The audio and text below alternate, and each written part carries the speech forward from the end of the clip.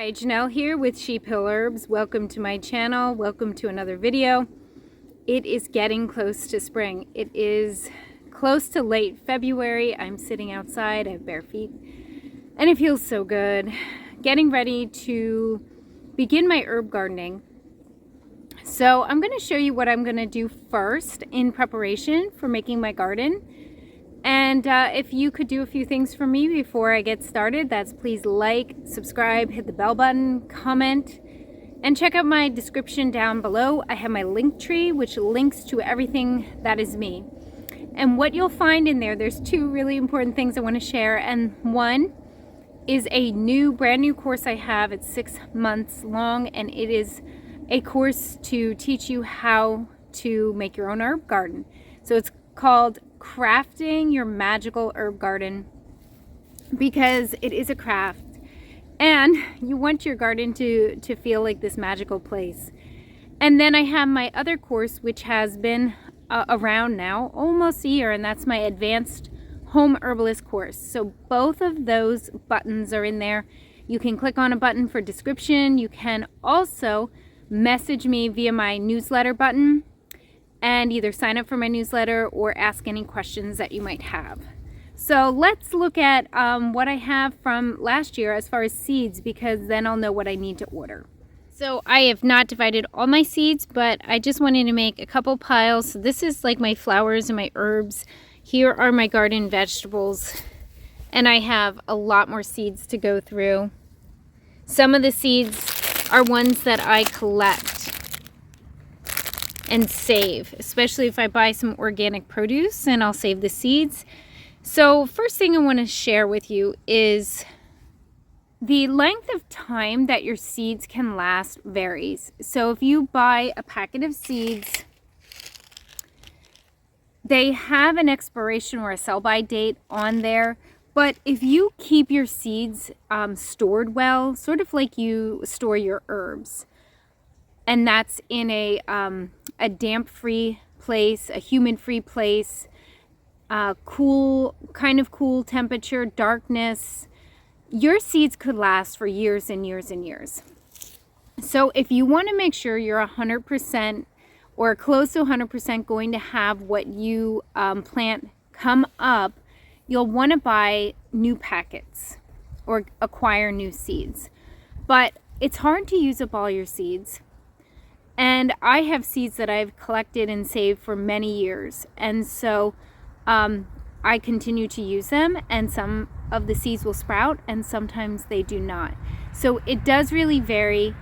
And if you're willing to give it a try with ones that might be a little bit older, seeds can be viable for decades, even hundreds of years if stored properly. Seeds can be dormant in the ground. Every seed has its own temperature where it will sprout. Seeds from trees and plants have a freezing point too. Like sometimes they have to have a certain freezing point to then be activated in the spring. So there is a lot of intricacy there, but first things first is starting with the seeds you're going to use. So I don't do a ton of vegetable gardening because we live in a Mennonite Amish country and there is a lot of produce for a good price. But I like to have my herbs because I use them in my Sheep Hill Herbs products. So one flower I always grow is nasturtium.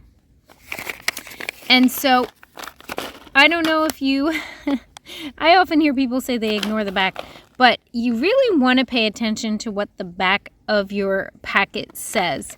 There will be a little chart here. So you find your state. I'm green here in Pennsylvania. So April, May plant. Okay. And you want to look at the entire, I got to get a better light here. You want to look at what it says on the back because it really does matter. So average soil in full sun to partial shade after danger of frost. About 12 inches apart and cover with a ½ inch of fine soil. Seedlings will emerge in 10 to 14 days. Okay, so here it says April, May.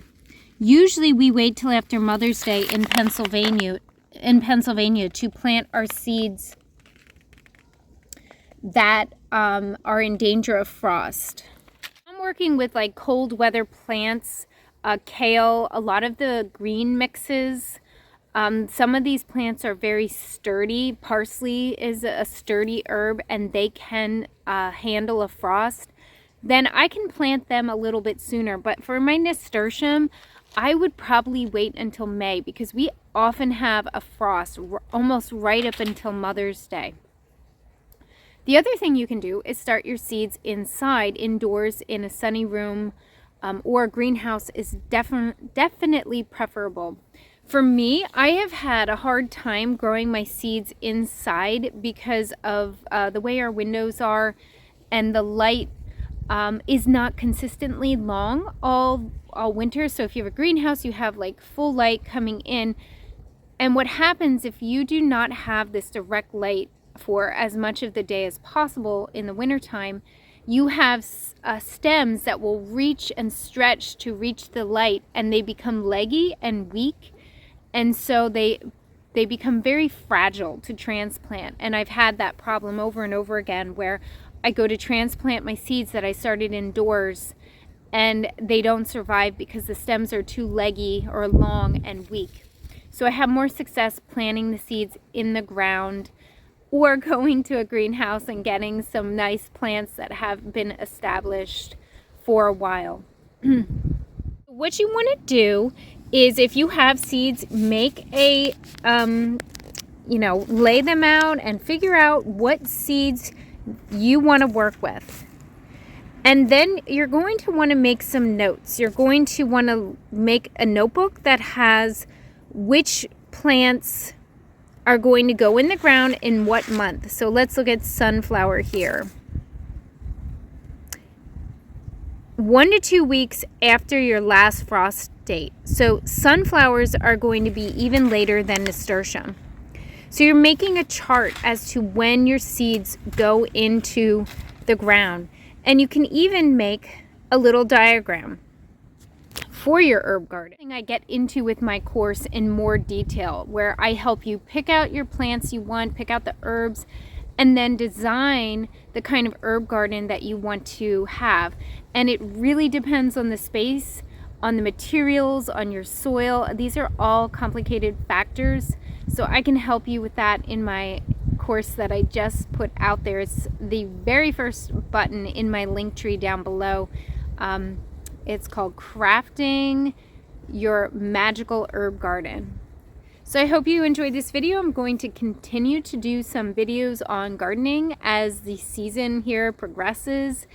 Happy to be back here on YouTube live, kind of live, because I've been doing recorded classes and I haven't been able to talk right to the screen. So thanks so much for all of you who come and watch these videos over and over. Bye for now.